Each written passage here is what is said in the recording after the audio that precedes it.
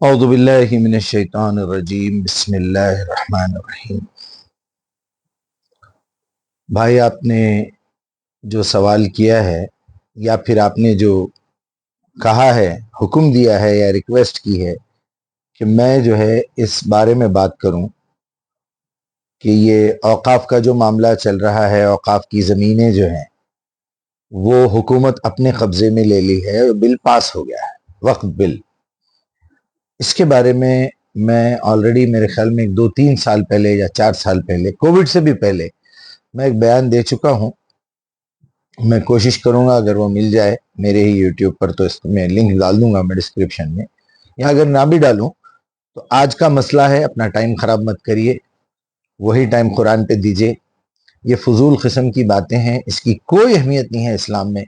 اللہ کے پاس 2 کوڑی کی اہمیت نہیں ہے، بلکہ یہ سارے لوگ اوقاف بل، یہ 2 لفظ بھی بول رہے ہیں تو یہ 2 لفظ قرآن کے سیکھے جا سکتے تھے۔ اگر کوئی کہہ رہا ہے وقف بل، یہ 2 لفظ بھی اپنا ٹائم ضائع کر رہا ہے، میں بھی اپنا ٹائم ضائع کر رہا ہوں۔ وہ ضائع کر کے آپ نے کہا آپ کے میسج میں کہ آج مسلمان یوتھ کو، نوجوانوں کو کیسے بچایا جائے اس نالائقی سے یا اس بیوقوفی سے، یا پھر میں اس کے فیور میں ہوں یا نہیں ہوں۔ میرے فیور میں ہونے یا نہ ہونے سے کیا فرق پڑے گا؟ ہر شخص کو اتنا کامن سینس ہے کہ جو معاملہ میرے سے ریلیٹڈ نہیں ہے، مجھے کیا ضرورت ہے اس میں ہاتھ ڈالنے کی؟ یعنی جب دین کی دعوت دینے کی بات ہوتی ہے، قرآن پہنچانے کی بات ہوتی ہے، تو آپ یہ کہتے ہیں کہ بھائی ہم کو کیا کرنا ہے، کسی سے کیا لینا دینا ہے، وہ جو کرتے کرنے دیجئے، ان کی قبر میں میں آنے والا نہیں ہوں، میری قبر میں وہ آنے والے نہیں ہیں۔ جبکہ اللہ تعالیٰ نے یہ بات کو فرض کیا ہے مسلم امت کے اوپر کہ کما ارسلنا فیکم رسولا منکم یتلو علیکم آیاتنا یزکیکم یعلمکم الکتاب والحکمہ۔ ہر دور، ہر زمانے، ہر خطے میں، ہر ایریا میں میں اپنے تمہیں میں سے اپنے لیے ایک آدمی چن کے اس کو اپنا پیغمبر بنا رہا ہوں۔ جب یہ بات ختم ہو گئی، پیغمبروں کا آنا، پیغمبروں کا اٹھانا، ان کو چننا بند ہو گیا، اللہ تعالیٰ نے بند کر دیا۔ اب قیامت لانا ہے تو اس پوری امت کو یہ ذمہ داری دے دو، کنتم خیر امت اخرجت للناس کذالک جعلناکم امۃ وسطا لتکونوا شہداء علی الناس ویکون الرسول علیکم شہیدا ما کان محمد ابا احد من رجالکم ولکن رسول اللہ وخاتم النبیین۔ آپ دیکھیے، رسول اللہ اور نبیوں کا سلسلہ بند ہو گیا ہے، رسالت کا سلسلہ ختم نہیں ہوا۔ وہ پوری کی پوری ذمہ داری قرآن کو محفوظ کر کے، کوئی نبی آنے والا نہیں ہے اس میسیج کے علاوہ، اور کوئی میسیج آنے والا نہیں ہے، لہٰذا اس میسیج کو رسول کے جانشین بن کر، العلماء ورثۃ الانبیاء، انبیاء کے وارث ہیں۔ علماء کا مطلب کیا ہے؟ وہ نہیں جو داڑھی چھوڑ کے ٹوپی پہن کے 2-4 سال 5 سال کا ڈپلوما کر لے، نہیں، ان کو علماء نہیں کہتے، ان کو دھندا کرنے والا کہتے ہیں۔ دھندا، دین کو بیچنے والے لوگ ہیں یہ لوگ۔ وہاں سے مال اٹھا کے لا کے گلیوں میں ریڈی لگا کے بیچتے ہیں، یا سائیکل پہ پیچھے ٹوکرا لگا کے بیچتے ہیں، الصلاۃ خیر من النوم، اور یہ سحری کرو اٹھو، جمعے کا خطبہ، اور یہ لوگ بیچ رہے ہیں۔ کوئی ایک بے غیرت آتا ہے عقد نکاح پڑھانے کے لیے، کسی بے غیرت کے پاس آپ جاتے ہیں فتویٰ لینے کے لیے۔ ارے فتویٰ لینا تو غیر مسلم ہم سے آ کے لینا چاہیے، سارے مسلمان فتویٰ دینے کے قابل ہو۔ فتویٰ کیا ہے؟ فتویٰ کہتے ہیں جواب کو۔ ایک انسان سوال کرتا ہے کہ انسان، ہدی للناس ہے یہ قرآن جواب دیتا ہے۔ آپ کا کام تو صرف اتنا ہی ہے، صاحب ہم مسلمان نہیں ہیں، ہم کو عربی نہیں آتی۔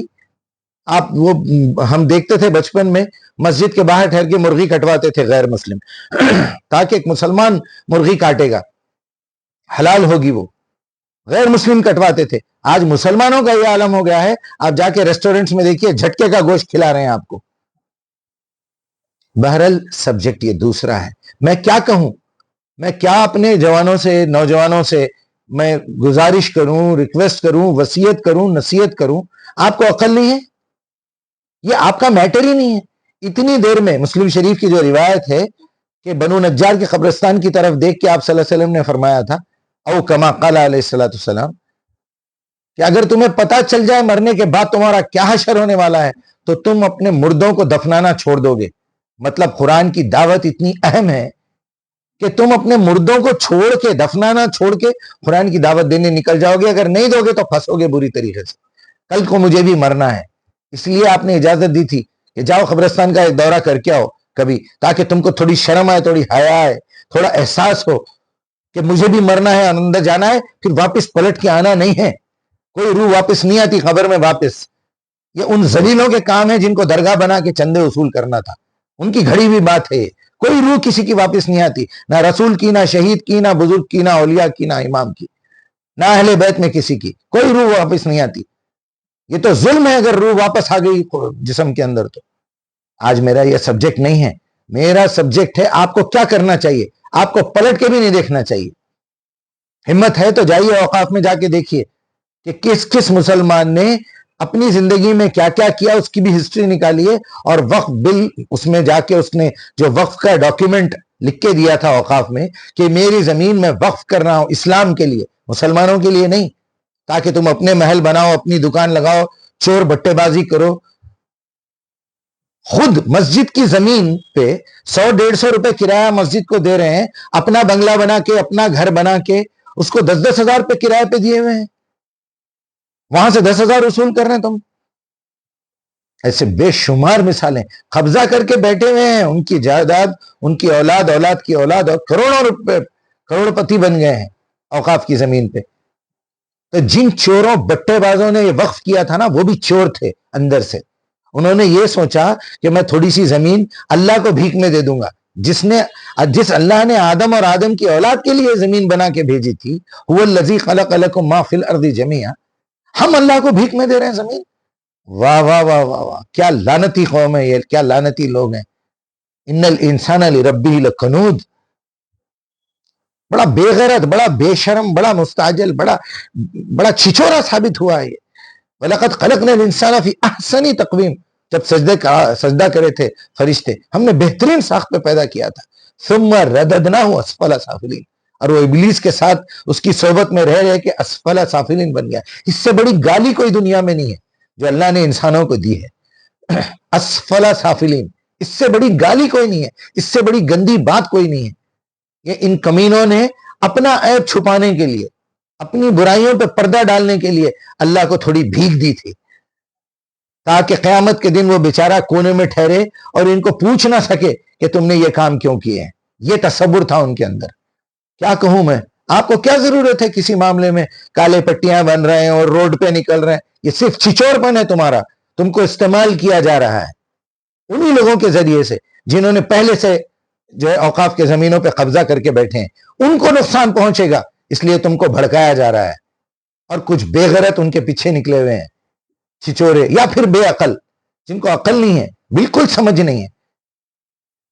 آپ 2 لفظ بولنا آپ کے لیے گناہ ہے، 2 لفظ بھی. وہ لفظ آپ نے قرآن کے کیوں نہیں کہے؟ یہ کیسے ممکن ہے یار، یہ کیسے ممکن ہے کہ میں جس گلی میں رہتا ہوں وہاں پر کوئی غیر مسلم بھائی ہے میرا جو آدم کی اولاد ہے، اور میں اس تک قرآن نہ پہنچاؤں اور اس کو مومن نہ بناؤں، اس کو مسلمان نہ بناؤں؟ 100 سال سے، 80 سال سے، 50 سال سے وہ بھی ہندو رہ رہا ہے، یہ مسلمان بھی بے غیرت رہ رہا ہے. وہ بھی بے غیرت، یہ بھی بے غیرت. وہ تو جاہل ہے ہی ہے، اس کے پاس تو کوئی اللہ کی کتاب ہے نہیں. وہ گیتا اور یہ رامائن وغیرہ کو بھی کبھی زندگی میں پڑھتے نہیں. ان سے زیادہ ذلیل تو مسلمان ہیں، پڑھتے بھی ہیں اور یہ ثابت کرتے ہیں کہ تو نے حکم دیا تھا نا سمجھنے کا، میں نہیں سمجھتا، جا تو کیا کر لیتا کر لے. یہ ایٹیٹیوڈ ہے مسلمانوں کا. میں پورا مہینہ قرآن پڑھاؤں گا، پڑھ کے سناؤں گا لوگوں کو، اور وہ بے غیرت میرے پیچھے ٹھہر کے سنیں گے، لیکن ایک لفظ نہ میں سمجھنے کے لیے تیار ہوں، نہ یہ ذلیل قوم سمجھنے کے لیے تیار ہے. پورا مہینہ سنایا بے غیرت. وہ 4 رومال کے لیے کرتا پاجامہ، ایک تسبیح، کچھ کھجور، کچھ زمزم، کچھ ٹوپی، اور وہ 1000 2000 5000 10,000 تحفے. ابھی اسرار احمد صاحب کا میں نے ایک ویڈیو شیئر کیا تو اس میں سوالات آنا شروع ہوئے. اسرار احمد صاحب نے کہا تھا آپ نے پروفیشن بنایا کیوں؟ امامت آپ خود کرنا چاہیے، ہر مسلمان کو امامت کرنا چاہیے. بیٹی کا عقد نکاح وہ خود پڑھانا چاہیے، باپ کا یا ماں کا کسی خاندان والے کا جو ہے جنازہ وہ خود پڑھنا چاہیے. آپ نے 3 باتوں پہ روک کیوں دیا بھائی؟ کیوں اس پہ مطمئن کر رہے ہیں لوگوں کو؟ کچھ بے غیرت تو ایسے ہوں گے 3 چیزیں سیکھ کے، تینوں چیزیں سیکھ کے بولیں گے میں نے تو اسلام کا کام کر دیا. ارے بھائی ہمارا کام تو قرآن دنیا تک پہنچانا ہے. اللہ نے ذمہ داری دی ہے، نبوت کے منصب پہ ہم کو رکھا ہے، جانشین بنا کے نبیوں کا، رسولوں کا. کیا کہوں میں آپ سے، کس حد تک دور چلے گئی قوم، اور بھٹکائے جا رہے ہیں اور بولے جا رہے ہیں. اب جو بٹے باز بیٹھے ہوئے ہیں، چور دلال، وہ تو کریں گے ہی کریں گے. اور تکلیف جس کو ہوگی، جس کا گھر جائے گا وہ آپ کو بھڑکائے گا. اگر میرے گھر پہ کوئی قبضہ کر لے تو میں پڑوس والوں کو بلاؤں گا نا، بھائی صاحب آئیے ذرا میری مدد کیجئے.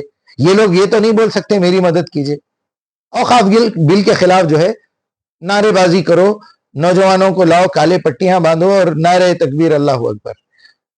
مجھے پتا نہیں ہے اس بیان کے بعد میرا کیا حشر ہونے والا ہے، میرے ساتھ کیا ریاکشن ہونے والا ہے، لیکن میں جب تک زندہ رہوں گا سچ بولوں گا، قرآن کی بات کروں گا.